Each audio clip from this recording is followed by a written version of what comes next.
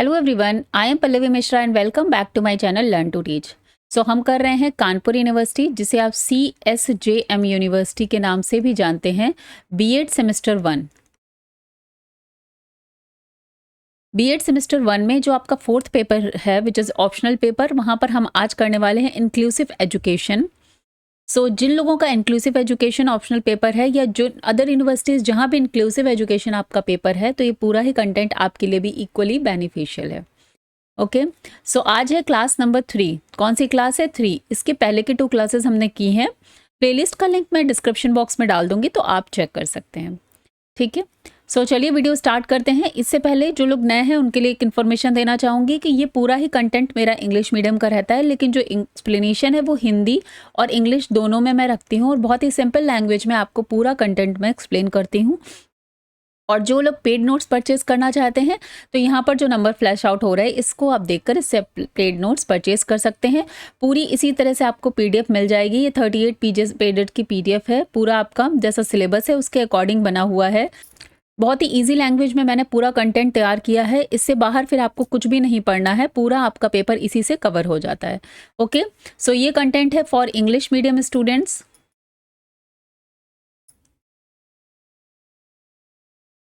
या फिर जो लोग हिंदी इंग्लिश मिक्स लिखना चाहते हैं, तो उनके लिए भी इक्वली बेनिफिशियल है। ठीक है, सो चलिए वीडियो को स्टार्ट करते हैं। अगर आपको वीडियो यूजफुल लगता है, इन्फॉर्मेटिव लगता है, तो प्लीज़ चैनल को लाइक करिए, शेयर करिए, सब्सक्राइब ज़रूर करिए। और हाँ, जो यूट्यूब का नया फीचर आया है हाइप करना, हाइप ज़रूर करिएगा, जिससे ज़्यादा से ज़्यादा लोगों तक ये कंटेंट पहुँच पाए।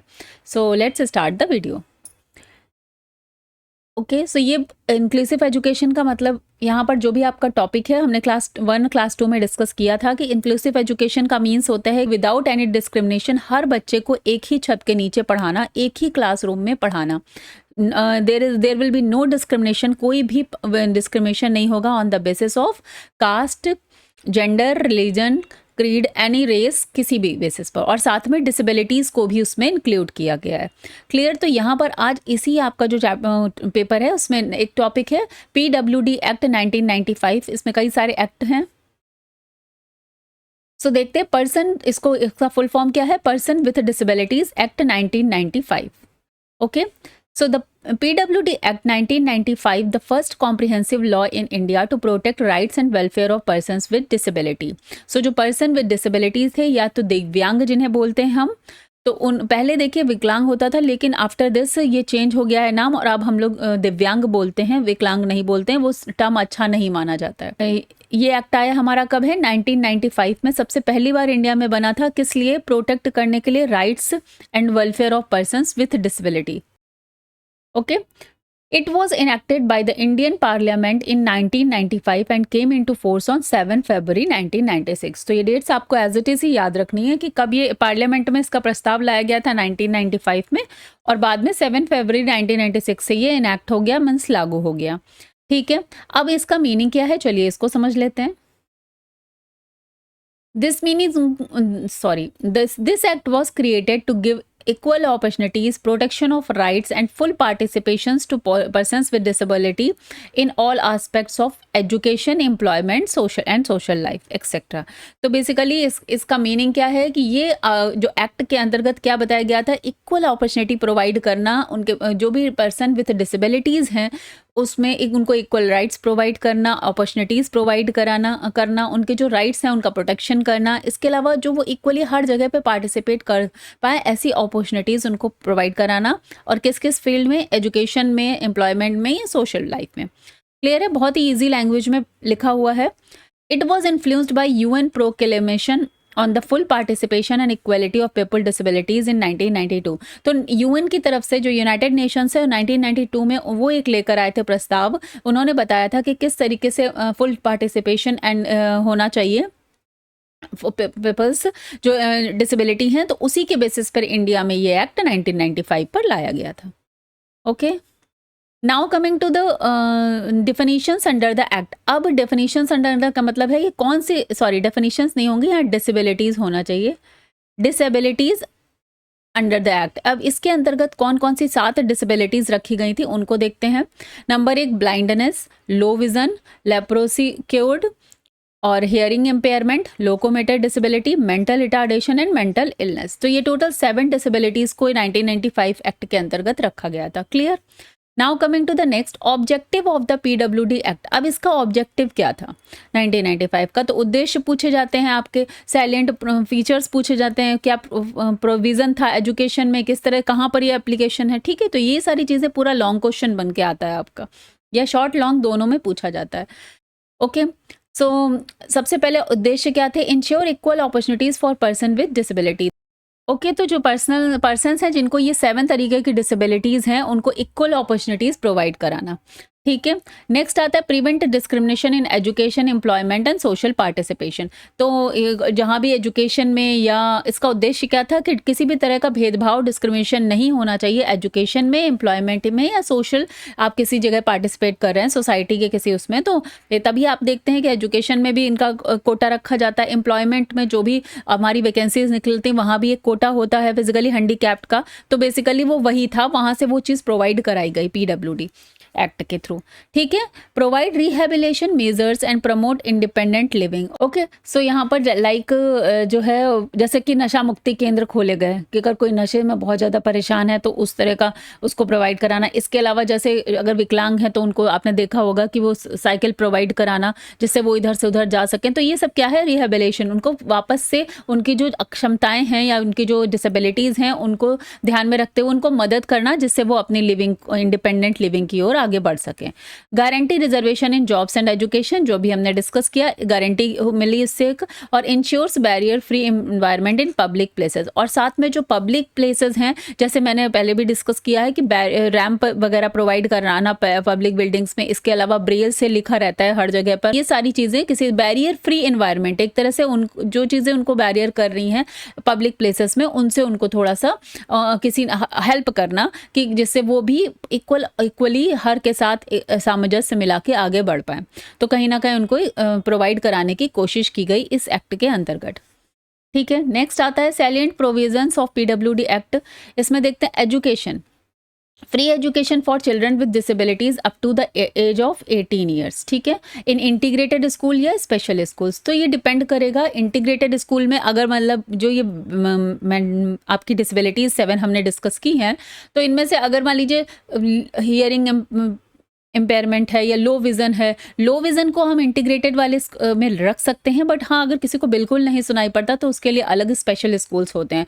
तो दिस इज़ जैसे मेंटल रिटार्डनेस भी कम, अगर जैसे अगर आप इंटीग्रेटेड में आप जा सकते हो, पार्शियली है, तो वो आप इंटीग्रेटेड में एडजस्ट कर सकते हो इन बच्चे को। लेकिन अगर बहुत ज़्यादा है, जैसे कि ऑटिज्म में भी कई तरह का होता है, ADHD है, तो फिर उनके लिए स्पेशल स्कूल प्रोवाइड कराना। तो ये सब क्या था? फ्री, और वो भी एजुकेशन फ्री रहेगी अप टू 18 ईयर्स। तो ये याद रखना है। कहीं कहीं जो आगे के आपके सेमेस्टर्स हैं जिसमें ऑब्जेक्टिव पेपर्स आते हैं, तो उसमें भी इस तरह के क्वेश्चंस पूछ लिए जाते हैं। तो अगर आप अभी से ध्यान से पढ़ेंगे तो उन क्वेश्चंस को करने में भी आपको बहुत हेल्प मिलेगी जो सेमेस्टर 2 है।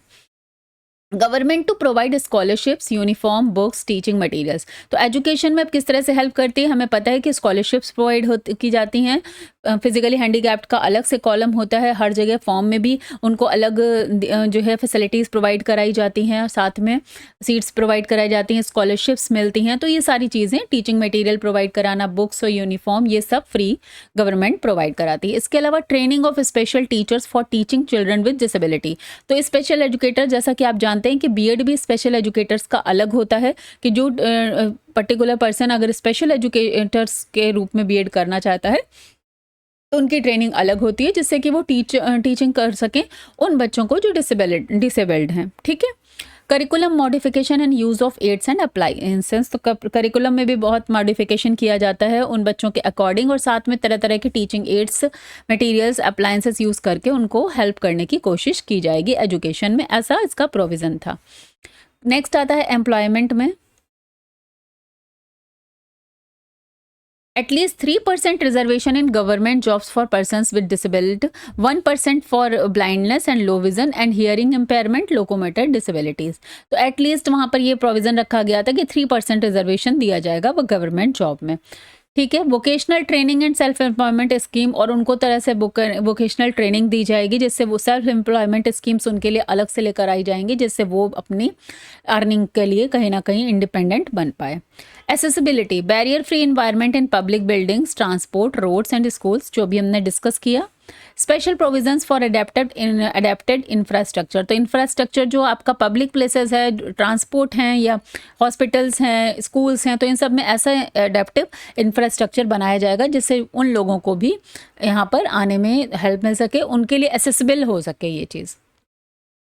नेक्स्ट है हमारा prevention and early detection, measures on early detection and prevention of disabilities through health care programmes. तो आजकल आप देखते हैं कि स्कूल में भी जो है हेल्थ केयर प्रोग्राम्स चलते हैं, बच्चों का फुल रूटीन चेकअप कराया जाता है। उसके बाद काउंसलिंग ऑफ पेरेंट्स, और पेरेंट्स की काउंसलिंग की जाती है कि किस तरीके से आप बच्चों को जो है अर्ली डिटेक्शन कर सके, उनमें अगर उनके अंदर कोई डिसेबिलिटी है तो उसके बेसिस पर हम उनसे अर्ली एक्शंस भी लिए जा सकें। ठीक है, अगर डिटेक्शन जल्दी होगा, जल्दी डिटेक्ट हो जाएंगी चीज़ें, तो फिर उसके रिगार्डिंग एक्शंस लेना भी ईजी हो जाएगा। And the last, social security, financial assistance to person with disability, special insurance and rehabilitation centres. तो जैसा कि हमने पहले डिस्कस किया कि उनको लोग कुछ अलग अलग से फाइनेंशियल मदद भी किसी न किसी तौर पर करना जो पर्सन डिसेबल्ड हैं, और साथ में special insurance and all provide कराना, रिहेबिलिटेशन सेंटर्स बनाना। तो ये सारे प्रोविजंस पीडब्ल्यू एक्ट 1995 में रखे गए। ठीक है, नाउ कमिंग टू द, अब इसमें लिमिटेशंस क्या थी इस पे बात करते हैं। रिकॉग्नाइज्ड ओनली 7 डिसेबिलिटीज, जो कि बहुत लिमिटेड थी। अब 7 डिसेबिलिटीज बेसिकली बहुत लिमिटेड हो जाता है ये criteria. Focus on more welfare charity not on rights, और उस समय क्या हुआ कि वेलफेयर मतलब उनकी भला कर दो, उनको चैरिटी के थ्रू प्रोवाइड करा दो, बट उनके राइट्स पर उतना फोकस नहीं था इस वाले एक्ट में। Weak implementation due to lack of strong monitoring, और वीक इम्प्लीमेंटेशन, तो इम्प्लीमेंटेशन भी उतने अच्छे से नहीं हो पाया बिकॉज मॉनिटरिंग उतनी नहीं जब थी, स्ट्रॉन्ग मॉनिटरिंग नहीं थे। हम देखिए ये सभी जानते हैं कि सरकार की तरफ से जो भी योजनाएं आती हैं, जब तक वो ग्राउंड पर आती हैं तो उनका स्वरूप कुछ और ही हो जाता है, वो उतनी तरह से इफेक्टिवली जो है इनएक्ट नहीं हो पाती हैं। तो वही लिमिटेशंस यहाँ पर आप लिख सकते हैं।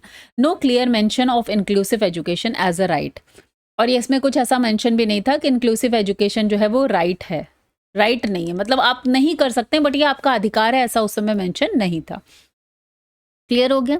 नाउ अगर आपके में आता है की features related to education, inclusive education. अब इस एक्ट से इंक्लूसिव एजुकेशन के लिए क्या की फीचर्स मिल रहे थे वो उनको भी देख सकते हैं, जैसे equal opportunities, directed governments and institution to provide equal access to education for all children with disability. तो जैसा कि हम सभी जानते हैं कि ये बच्चों को जो है इक्वल अपॉर्चुनिटी प्रोवाइड करता है, क्योंकि कोई भी बच्चा है तो आप किसी भी स्कूल में जाइए, अगर बच्चा किसी तरह की डिसेबिलिटी वाला है लेकिन स्कूल उसको मना नहीं कर सकता कि वो एडमिशन नहीं लेगा। ठीक है, ये पेरेंट्स पे डिपेंड होता है कि आप अपनी डिसेबिलिटी के अकॉर्डिंग कि बच्चा भाई किस लेवल का डिसेबिलिटी है उसके अंदर, उसके बेसिस पर आप एडमिशन कराते हैं। अदरवाइज स्कूल नहीं ऐसा कह सकता कि नहीं आपका बच्चा नहीं कर पाएगा, हम एडमिशन नहीं लेंगे। सो इक्वल अपॉर्चुनिटी यहाँ पर रूल हो गया है। नेक्स्ट आता है हमारा free education, ensured free education for children with disability up to the 18 years and integrated schools और स्पेशल स्कूल्स, जो कि हमने ऊपर डिस्कस कर लिया। Reservation in higher education provides not less than 3% reservation for person provided not less than, okay, disability in 3, तो education में 3% तक का एटलीस्ट मतलब जो है रिजर्वेशन प्रोवाइड कराया गया डिसेबल्ड पर्सन्स को।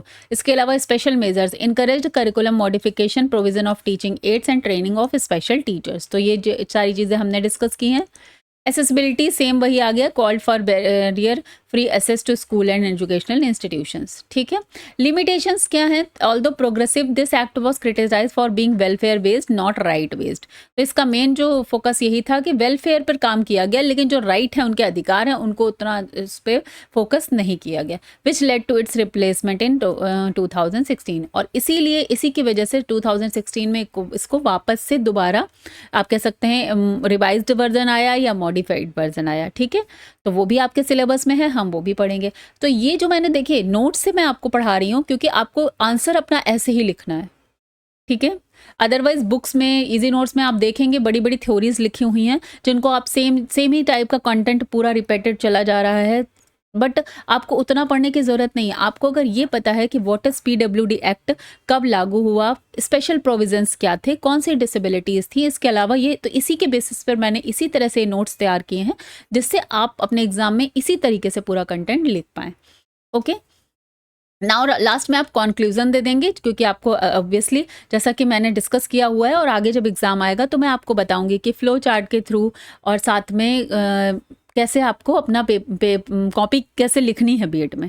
ठीक है, सो अभी यहाँ पर जैसे कि हमें पता है सब्जेक्टिव पेपर है तो 1.5 से 2 पेजेस का आपका शॉर्ट आंसर होगा और साथ में 5 to 6 पेजेस का लॉन्ग आंसर होगा। ठीक है, चलिए तो देखते हैं। The PWD act 1995 has a milestone in Indian disability rights history but it was later found inadequate. तो देखिए बनाया तो गया था लेकिन ये किसी तरह से उतना पर्याप्त नहीं था। ठीक है, hence it was replaced by more progressive rights of persons with disability act 2016 which expanded disability categories and strengthen the right to inclusive education. Clear है?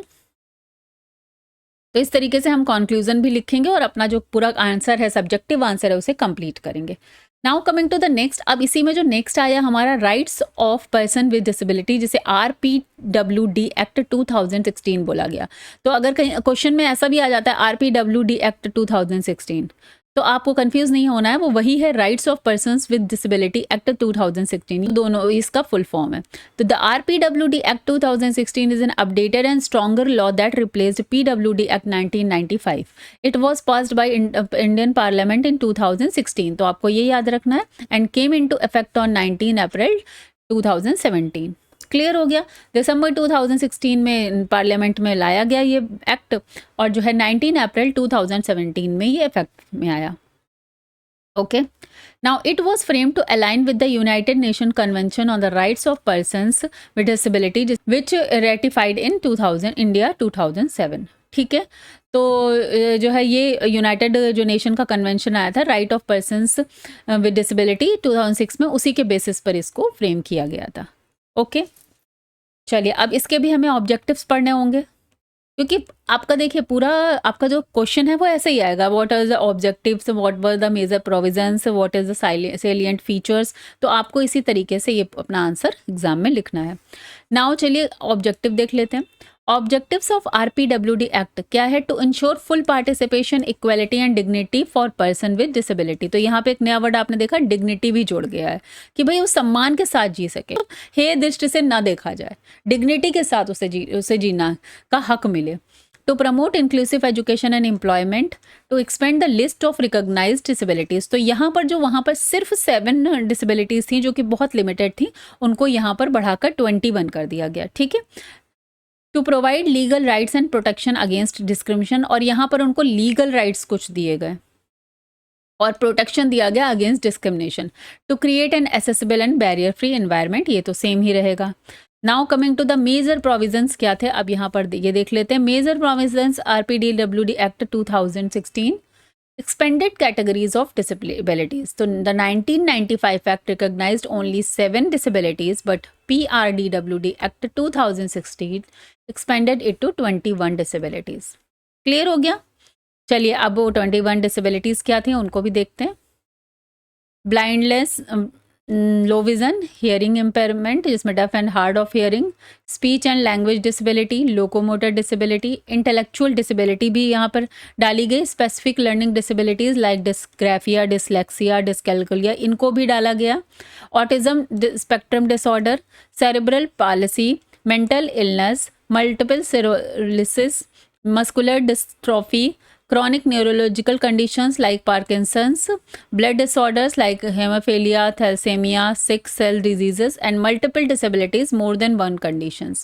ठीक है, जैसे कई बच्चे में एक से ज़्यादा डिसेबिलिटी हैं अगर, तो कुल मिलाकर ये 21 कैटेगरीज में आई थी।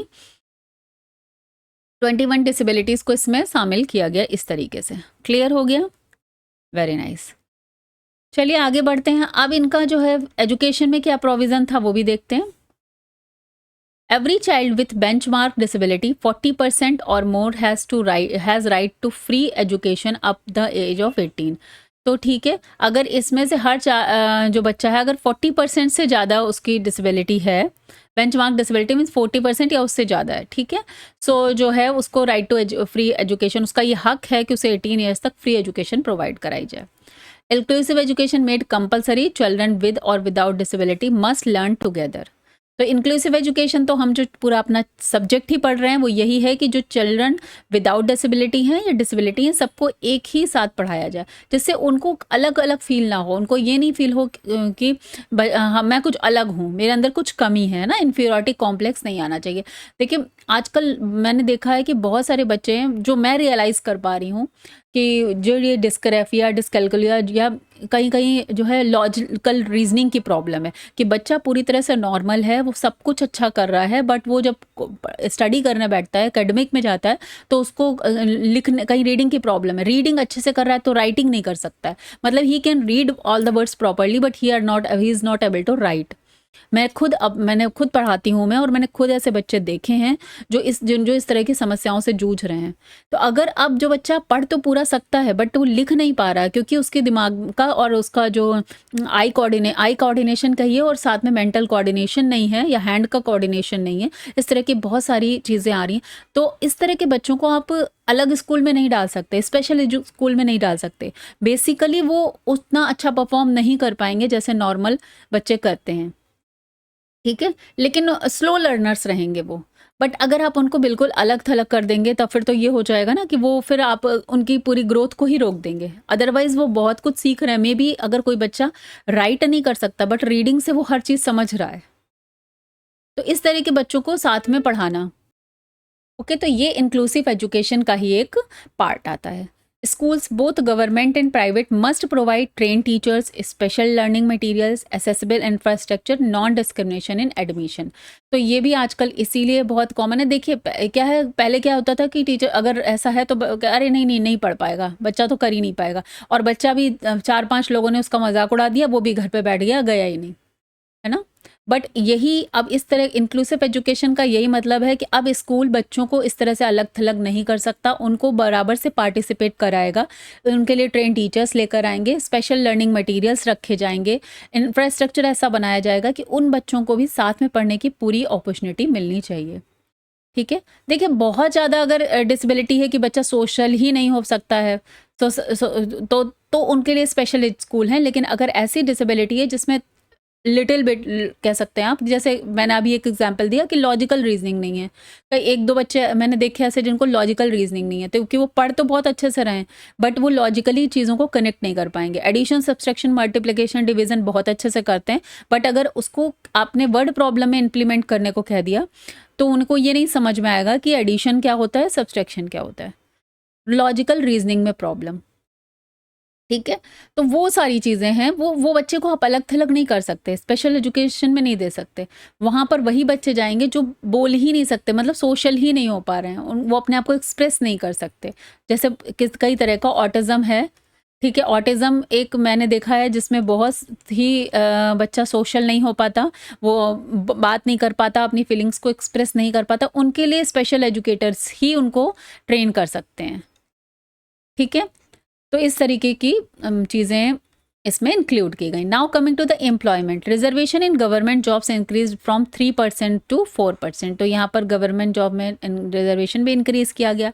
Private sector is also encourage to hire persons with disabilities. Private sector को भी इनकरेज किया गया थ्रू कुछ गवर्नमेंट फैसिलिटीज़ एंड ऑल देके कि अगर आप इनको हायर करेंगे तो आपको इस तरीके से अपने गवर्नमेंट की तरफ से सहायता मिलेगी, लाइक दिस।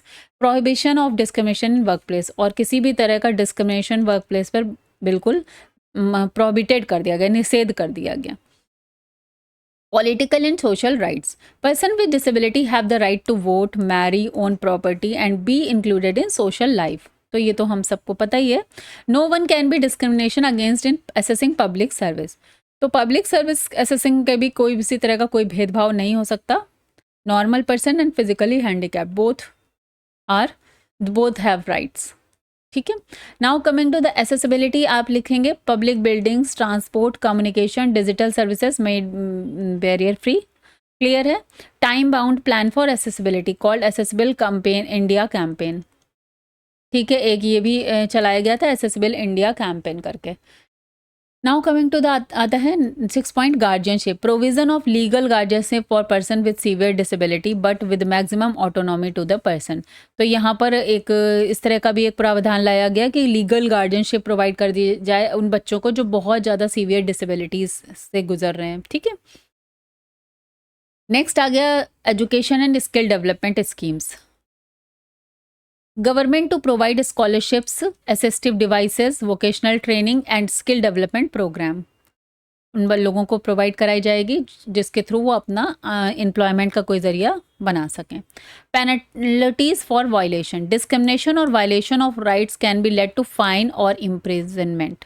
तो यही वो राइट प्रोवाइड किया गया कि आपको जेल, अगर आप इस तरह की कोई डिस्क्रिमिनेशन कर सकते हैं या उनके राइट्स को वायलेट करते हैं तो फाइन भी लगाया जा सकता है या फिर जेल भी हो जा सकती है। पेनल्टीज जब तक नहीं होगी देखिए तब तक तो इम्प्लीमेंटेशन आसान नहीं होता है। प्रोटेक्ट्स अगेन हैरेसमेंट और abuse of person with disability. ठीक है, now coming to the next salient feature अगर लिखने को आ जाता है रिलेटेड टू इंक्लूसिव एजुकेशन, तो वो देख लेते हैं। Expanded definition of disability. अब अगर इसी को इंक्लूसिव एजुकेशन में सैलेंट फीचर में आ जाएगा तो आप इसको कैसे लिखेंगे? Increase the recognise categories from 7 to 21 types of disabilities. Okay, जिसमें ऑटिज्म, सेरेब्रल पाल्सी और लर्निंग डिसेबिलिटीज को भी ऐड किया गया। Right to inclusive education section 16 में लिखा गया every child with benchmark disability of 40% और more has the right to free education from 6 to 18 years. Clear हो गया। Mandate inclusive education in neighbourhood schools rather than segregation.